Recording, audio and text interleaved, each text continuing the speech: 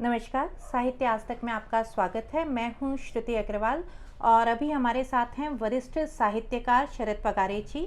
शरद पगारे जी को हाल में ही के बिड़ला संस्था द्वारा व्यास पुरस्कार से सम्मानित किया गया है।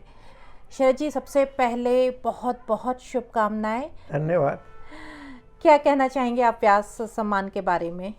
ऐसा है कि सम्मान जो है वो आपके लेखन को मान्यता देता है। लेखन हो, नृत्य हो, कला हो, साहित्य हो, चित्रकारी हो, और ये बताता है कि आप सही दिशा में काम कर रहे हैं और उस सही दिशा में काम करते हुए आपको आगे बढ़ना है। और न केवल आगे बढ़ना है, जिस दिशा में आप काम कर रहे हैं उस दिशा में नई चीज़ें खोज करके उनको समाज के सामने प्रस्तुत करना है। नई चीज़ें खोजकर। हाँ। इसी बात पर मैं आना चाहूँगी कि आपको जो व्यास सम्मान मिला है वह पाटलिपुत्र की साम्राज्ञी के लिए मिला है। जी हाँ। इसमें आपने अशोक की माँ के बारे में पूरी कहानी कथा लिखी है, जिसको कहेंगे हम कि इतिहास का एक उपेक्षित पात्र था। हाँ, बिल्कुल तो उपेक्षित पात्र। आपको कहाँ से प्रेरणा मिली कि आपको पाटलिपुत्र की साम्राज्ञी लिखना चाहिए? क्योंकि मैं कहीं पढ़ रही थी कि आपने इसके 80 पेज लिखे, उसके बाद आपने उन्हें फाड़ दिया। हाँ, बिल्कुल ऐसा ही हुआ। कारण क्या है कि मैं इतिहास का विद्यार्थी रहा जी उसके बाद मैं प्रोफेसर बना जी और प्रोफेसर के दौरान मैंने रिसर्च शुरू कर दिया, जी नई चीज़ें खोजने लगा और यही पढ़ाने में विदेश भी गया। जी और मैंने जब रिसर्च किया तो मैंने देखा कि इतिहास में अनेक उपेक्षित पात्र हैं। जी बिल्कुल, जिन्होंने अशोक को बनाया, हाँ, जिन्होंने वो धर्मा तो अपने आप में, जिन्होंने महत्वपूर्ण उपलब्धियां प्राप्त की है, उन्होंने युद्ध नहीं किए, उन्होंने बिल्डिंगें नहीं बनाई, या उन्होंने कुछ ऐसा अशोक की तरह कोई ऐसा काम नहीं किया कि कलिंग के युद्ध के बाद में वो फिर बौद्ध बना है। तो ये छोटे छोटे पात्र जो हैं कि आपने गुलाबा को न्याय दिलाया, आपने हीराबाई जैनाबादी को लिखाया, और आप मेरे बारे में क्यों नहीं लिख रहे हैं? आप कहते कि माता प्रथमो गुरु, इतिहासकार तो अशोक की बड़ी तारीफ करते हैं कि महान सम्राट था, ये था, वो था, विश्व का पहला सम्राट था। आप ये क्यों भूल जाते हैं कि उसको महानता के गुण किसने दिए? जब आप कहते हैं कि माता प्रथमो गुरु, तो उसको महानता के गुण मैंने दिए हैं, पर इतिहासकारों ने मुझे अंधेरे में पटक रखा है। अब आप कुछ करिए मेरे लिए,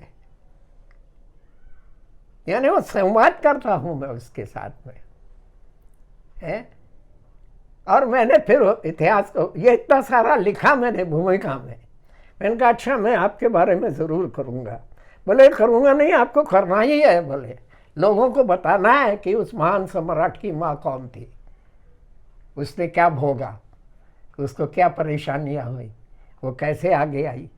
अच्छा, जब मैंने देखा तो आपको आश्चर्य होगा बेटा, 4 पैराग्राफ में इतिहासकारों ने निपटा दिया है। पहला पैराग्राफ, धर्मा चंपा के दरिद्री ब्राह्मण की अपूर्व सुंदरी थी। ये शब्द मुझे नहीं जमा।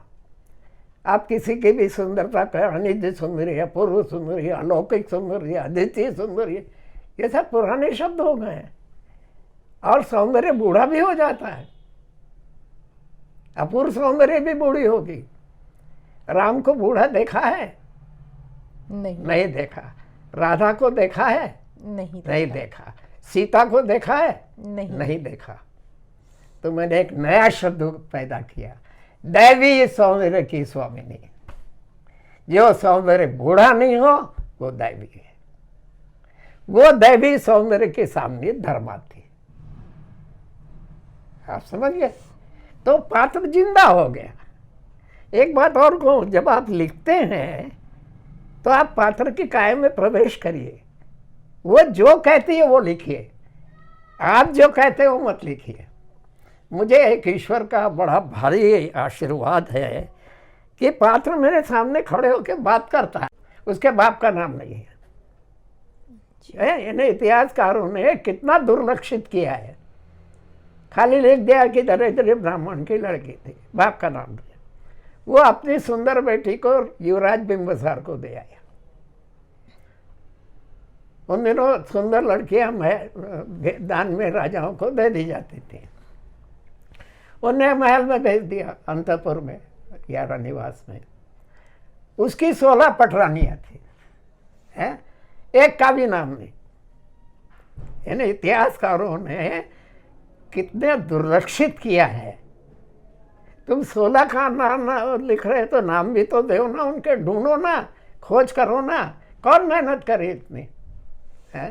ये मेरे को एक हिंदी के प्रोफेसर ने कहा कि ऐतिहासिक का उपन्यास लिखना बड़े मेहनत का काम है, इसीलिए लोग ऐतिहासिक उपन्यास नहीं लिखते। और मेरा काम जो है बेटी, इतिहास का सत्य और साहित्य के काल्पनिक यथार्थवादी सौंदर्य का समन्वय ऐतिहासिक उपन्यास लिखना। शब्दों का ध्यान रखो, इतिहास का सत्य और साहित्य के यथार्थवादी काल्पनिक सौंदर्य का समन्वय, इससे बनता है ऐतिहासिक उपन्यास। उसको नहीं बना। तो फिर आपने उसकी खोज कहाँ कहाँ की? जैसे अरे आपने बताया मैंने था। लिस्ट दी है किताबों की, हमें आप ले जाइएगा, उसमें 25-30 किताबों की मैंने लिस्ट दी है। तो वो 16 रानियों ने पटरानियों ने देखा, ये तो हमारी छुट्टी कर देगी। इतना अद्भुत सौंदर्य था। हाँ, यानी ये होता है ना, ये सौतिया डहा जिसको कहते हैं। ये अब मैं वो 16 पटरानियां बना, उनकी काया में प्रवेश किया। अरे यार, ये तो गड़बड़ हो गया सब। तो वो कहते हैं कि ये कैसी आई है? बोले युवराज ने अंदर भेजा है। अरे इसको नाइन के पास भेज दो, ये मालिश करेगी हमारे बच्चों की।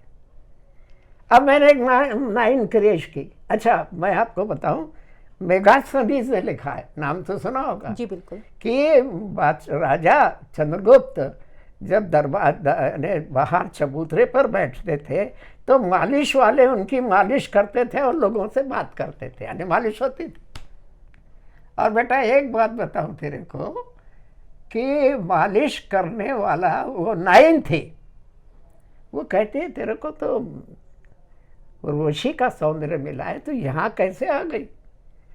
तो रोने लगती है कि हमको तो यहाँ ऐसा कर दिया। बोले तू चिंता मत करे, मैं तेरे को मालिश के ऐसे गुर सिखाऊंगी कि तू रानी बनेगी। अब मैं आपको बताऊं, तुम तो बेटी हो फिर भी बताता हूँ, मालिश में ऐसे गुर होते हैं कि एक नस दबाओ तो आप निपुंसक हो जाएंगे, एक नस दबाओ तो आस्था भड़क जाएगी। ये है मालिश विज्ञान है, जिस पर चाणक्य ने भी लिखा है। अब देखिए हम कहाँ कहाँ से मैटर खोज के लाते हैं। जी बिल्कुल। है वो लड़की मालिश वाली बन जाती है। अब गैप देखो, मेरे को कितना अलर्ट रहना पड़ता है। आप मिठाई लाएंगी, अंदर भेज देंगे, फिर थोड़ी देर बाद आके पूछेंगे भाई हमने मिठाई भेजी, वो कहाँ है? तो नेचुरल ये है कि जब बिंदुसार अंदर जाएगा तो पूछेगा कि वो सुंदर लड़की कहाँ है। तो क्यों उस पर गैप डालना है? ये गैप है इतिहास का।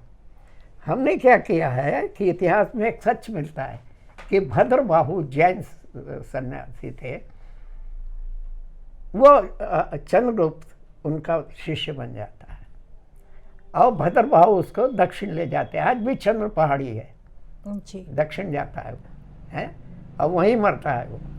तो मैंने बिंदुसार को चंद्रगुप्त के बाप के पीछे पीछे भेजा है, गैप डाला है। अच्छा, आप समझिए ना, उस गैप में वो नाइन बनती है। जी बिल्कुल।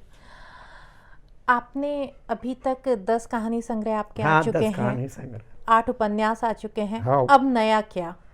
नया मैं अभी एक उपन्यास प्रेस में है, वैशाली की जनपद कल्याणी आम्रपाली, क्योंकि चतुर्सेन ने नगरोधु लिखा है। जी बिल्कुल, है ना?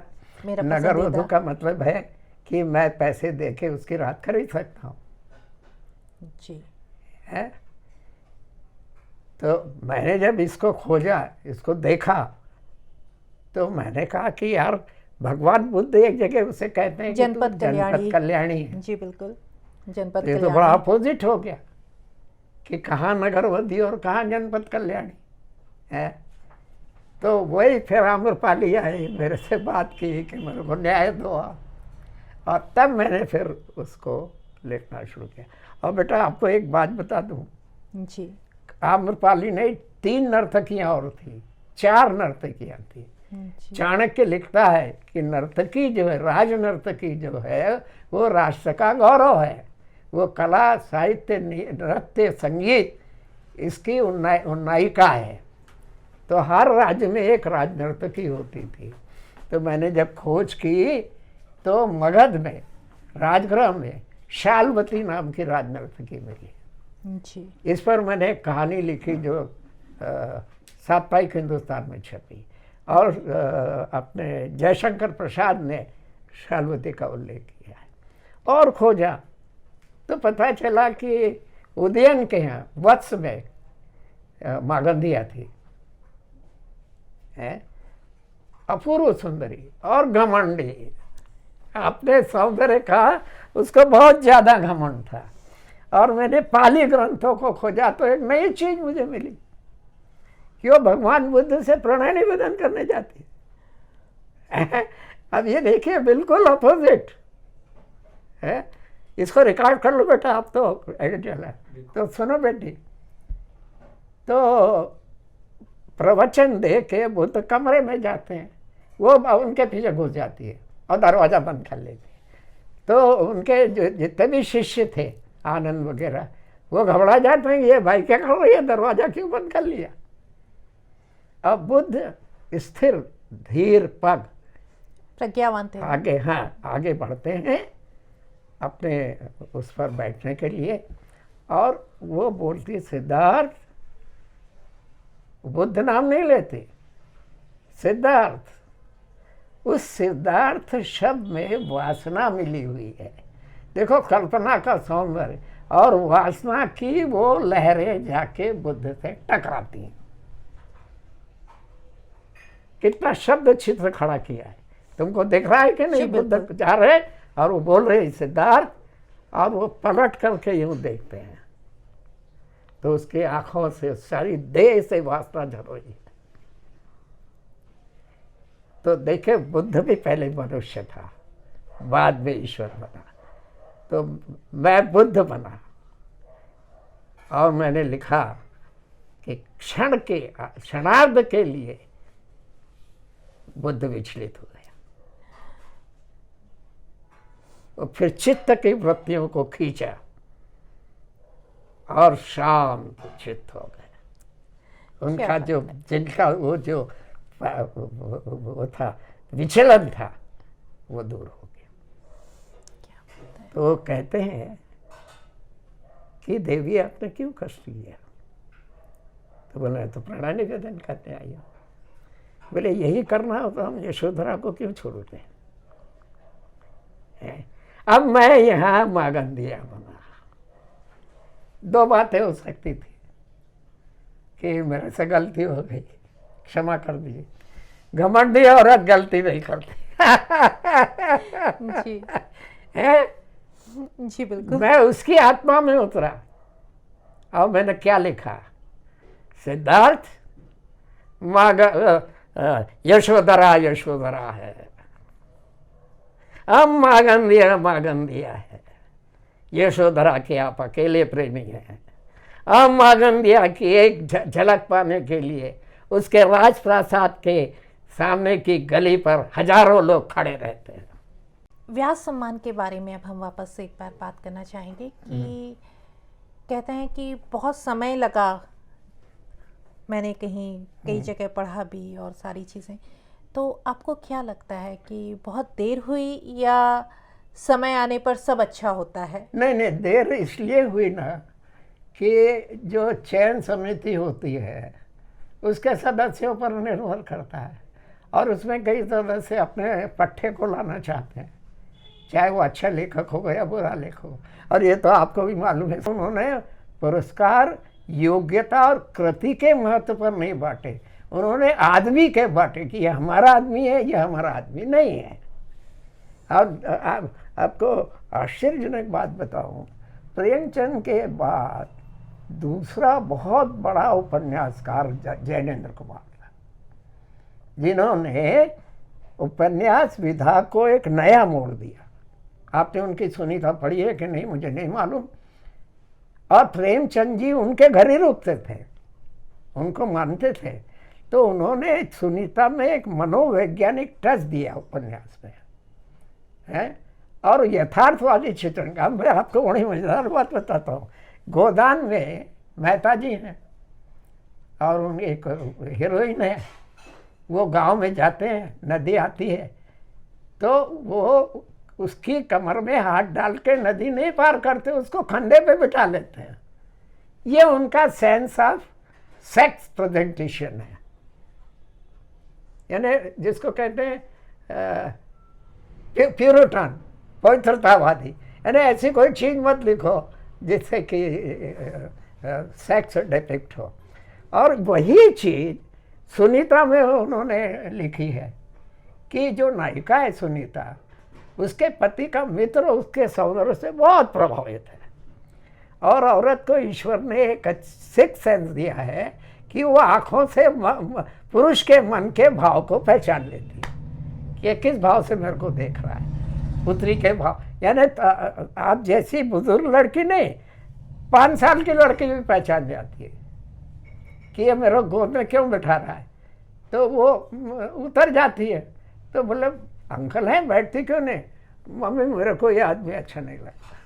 जी बिल्कुल, मैं सही कह रहा हूँ ना? बिल्कुल है, तो वो पहचान जाती है, तो उसे एकांत में कहीं ले जाती है और कपड़े उतार देती है। ये जैनन ने लिखा है, और कहती है मेरे में और तुम्हारी औरत में क्या अंतर है।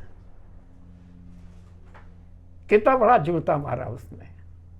इसलिए जैनन जो है साइकोलॉजिकल स्टडी करते हैं, और उपन्यास को उन्होंने एक नया मोड़ दिया। ऐसे महान लेखक को इन दुष्ट वामपंथियों ने ज्ञानपीठ पुरस्कार नहीं मिलने दिया। इससे बड़ा यानी क्या कहते हैं पाप और क्या हो सकता है। और वो तो संत राइटर थे, ले लिया, नहीं मिला ले भाई। पुस्तक का लिखा जाना, उसका प्रकाशित होना, पाठों के द्वारा पढ़ा जाना और उनकी प्रशंसा मिलना से बड़ा पुरस्कार कोई नहीं है। हाँ, आम्रपाली के हाँ, इसके बाद क्या? इसके बाद हाँ, इसके बाद मैंने अभी रिसर्च शुरू आप चिर युवा हैं, हाँ, जो लिखते रहेंगे, हाँ, तो इसके हाँ, बाद क्या? हाँ, उसके बाद मैं अकबर के ऊपर ले रहा हूँ, रानी रूपमती पर ले रहा हूँ, और बाजीराव मस्तानी। 3 प्रोजेक्ट है, जिनमें एक पर तो मैंने एक पर काम शुरू कर दिया है। और अच्छा, मैं नए तरीके से लिखता हूँ बेटी, जी, कि जब बाजीराव मस्तानी को लेकर के पूना आया छतरपुर से, तो नॉर्मली क्या डोले में बिठाते हैं और डोला लेकर के चलते हैं। मैंने कहा ये नई चीज़ देना चाहिए, क्योंकि मस्तानी के बारे में मैंने पढ़ा था, इतिहासकार ने लिखा है कि वो घोड़े पर बैठ के स्टेप टू स्टेप, यानी घोड़े के कदम के साथ कदम मिलाकर उसका घोड़ा चलता था, है? तो मैंने कहा नई दुल्हन को घोड़े पे बिठाओ, क्या बात है। एक नया सौंदर्य आएगा, है? तो वो जब डोली आती है तो उसको बाजीराव को कहती है कि पेशवा महाराज, हम डोली में नहीं बैठेंगे, हमको तो घोड़ा चलाना आता है। हमारे पिता छत्रसाल जी ने हमको घोड़सवारी, तलवारबाजी सब सिखाई है, और हमारी माँ ने नृत्य भी सिखाया है? तो घोड़े पर बैठी। अब पूना में खबर पहुंच गई कि पेशवा महाराज छत्रसाल की लड़की को, मस्तानी को अपनी पत्नी बना करके ला। भीड़ इकट्ठी हो गई, यहाँ वो रहते थे। तो सभी कल्पना कर रहे थे कि डोला आएगा और वो पर्दा हटेगा और गोरा पाड़ा जिसमें आलता लगा हुआ बाहर आएगा, है? तो उन्होंने देखा ये तो घोड़े पर आ रही है बिना मुंह ढके। तो उनकी माँ राधाबाई जो थी, वो आरती लेके थी तो 1 मिनट तो वो भी दंग रह गए कि यार ये तो बड़ी दबंग बहू आई है अपने, है। मतलब आपका इतिहास को लिखने का तरीका ना सिर्फ इतिहास के पात्रों को बल्कि उनके पात्रों का सौंदर्यीकरण भी। हाँ, क्योंकि भाई सौंदर्य देखो, ब्यूटी अट्रैक्ट्स, बिल्कुल। है, and most beautiful lady has a magnetic power, चुंबकीय शक्ति होती है। अब मैंने अभी एक कहानी लिखी थी चंद्रमुखी का देवदास, ये एक रियल घटना पर है। बरहानपुर में बोरवाड़ी है, हाँ, वैश्यों का बोरवाड़ी। मोहल्ला। तो लोग वो वहाँ जाते हैं तो नाच गाना भी देखने जाते हैं। तो वहाँ एक हमारे मित्र हैं वर्मा जी करके, सराफे में, उन्होंने ऐसी बातचीत नहीं, बोले पगारे जी मैं आपको एक बात बताऊँ। मैंने कहा बताइए। बोले यहाँ एक व्यापारी आया, बोरवाड़ी गया, और उसने वो भाई का नृत्य देखा और उसका व्यवहार, उसकी खूबसूरती और उसका उसी के यहाँ रह गया, वापिस ही नहीं गया। वो सुबह उठता था, उसको अपने हाथ से नहलाता था, उसकी चोटी करता था, उसका मेकअप करता था, उसके आंखों में सुरमा लगाता था, और जब वो मुजरा करने जाती थी तो सारे कपड़े पहना को उसको भेज देता था। अब बताओ इसको आप क्या कहेंगी? सही बात है, कसम। यानी इतना ज्यादा डिवोटेड टू ए वुमन, और वो वहीं मरा, और उस भाई ने हिंदू रीति से उसका संस्कार किया। तो इस पर मैंने लिखा चंद्रमुखी का देवदास, या बहुत खूबसूरत। और वो उसकी जो कोठे वाली के पैसा खत्म हो गया, तो उसकी जो कोठे की, मैं इसको बाहर भगा, इसको कहाँ लपाल रखा है? बोले अम्मी जिंदगी में एक आदमी मुझे सच्चा प्यार कर रहा है। सही बात है, समझिए ना आप? बिल्कुल। हमसे बातचीत करने के लिए बहुत सारा शुक्रिया। बहुत बहुत दिलचस्प और रोचक है आपसे बातचीत करना। हाँ, थैंक यू।